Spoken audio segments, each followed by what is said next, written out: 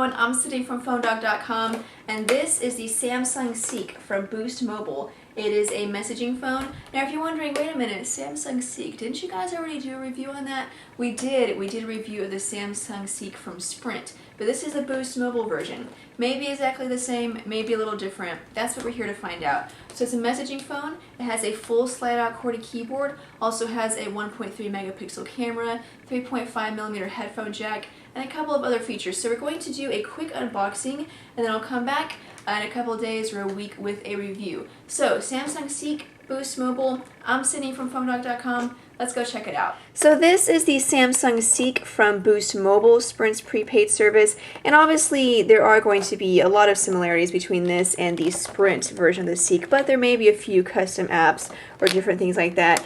On the back is just a basic rundown of the features. I'll go over those as we unbox it.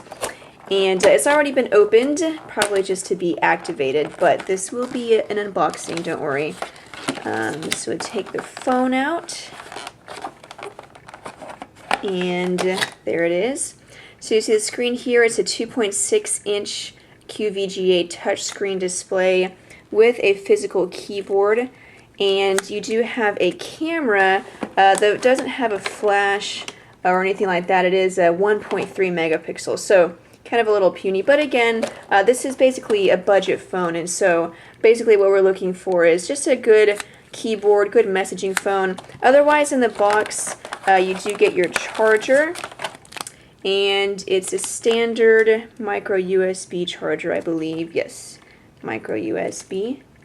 And under here, I'm guessing, is the manuals and stuff, Seek Basics, and so other things like that. Activation kit. So moving on to the phone, let's power it on. Find the power button, hopefully the battery, okay, good. So on the bottom here you see your 3 navigation buttons. The interface on the Seek is a little bit different from other messaging phones.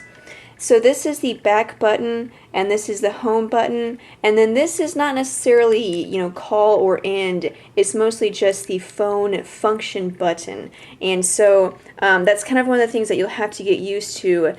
So here we're in a menu where you do have, different categories: faves, main menu, fun, and then web. And then to get to different phone functions for calling or your contacts, you push the phone button and it will take you to another set of menus. So you have to set up your contacts. So again, it may be, it may take a little while to get used to. One of the reasons why the Seek on Sprint, when I reviewed it, one of the reasons why it wasn't my favorite, because the interface is a little quirky, kind of similar to what you'll see on the Samsung Instinct. But anyway, so let's move on to hardware. You have your volume rocker here. This is the micro SD card slot. It doesn't come with a card, but it does support up to 32 gigs of memory. So that's nice. You can expand your memory. The phone also has GPS. It also has a music player, though I don't see, oh, there we go. We do have a 3.5 millimeter headphone jack. I think that's 3.5. Let me try it out here. Yep, 3.5. So 3.5 millimeter headphone jack, very nice.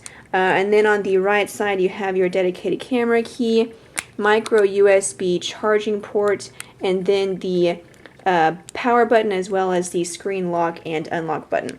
So let's go back to the main menu.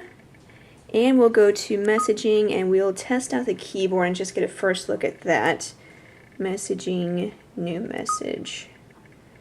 Enter phone number. There.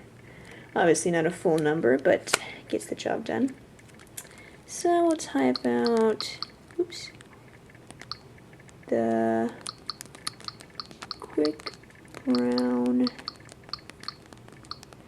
The action on the keys seems pretty good. They're very grippy, very rubbery. Even for, a lot of Samsung keyboards these days, I like them because they do have a rubbery tactile feel to them.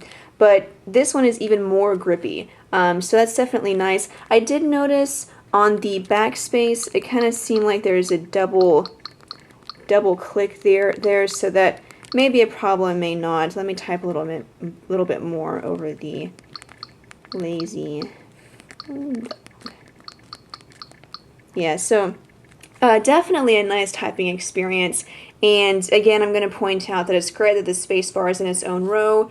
That may not bother everyone, and it may annoy you that we mention that every time we talk about a keyboard, but it really does annoy a lot of people whenever the space bar is in between the V and the B. So it's nice to have that on its own row. You have your emoticon key here, question mark, period, comma. You'll have to use function to get to it, but then you do have your navigational arrows, and then a back and enter key. So the keyboard overall I'm liking. It is a smaller phone.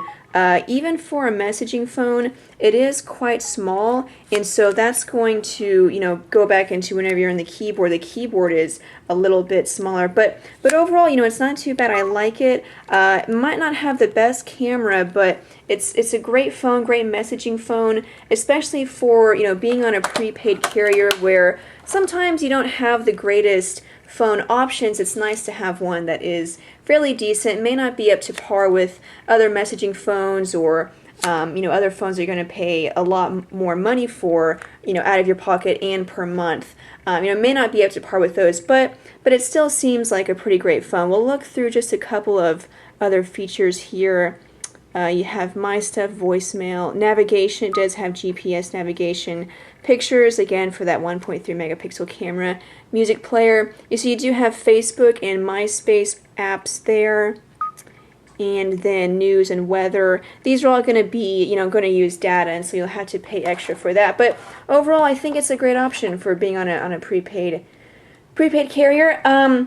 Be sure and keep it on phonedog.com because I'm going to have first impressions of this, maybe go into a little more detail about, what I think of programs, overall look and feel of it. And then, of course, we will have a full review for you guys up on phonedog.com. So be sure and keep it on phonedog.com. Thank you so much, guys, for watching. Also, check out our Facebook page, facebook.com/phonedog. If you have any questions, you can leave us a message there. You can follow me on Twitter. It's My Job to Know is my Twitter screen name. Or you can also join us every Friday. We're going to have live chats on our Facebook page, so you can also join us for those and ask any questions that you would like. So again, I'm Sydney. Thank you so much, guys, for watching. I'll see you guys later.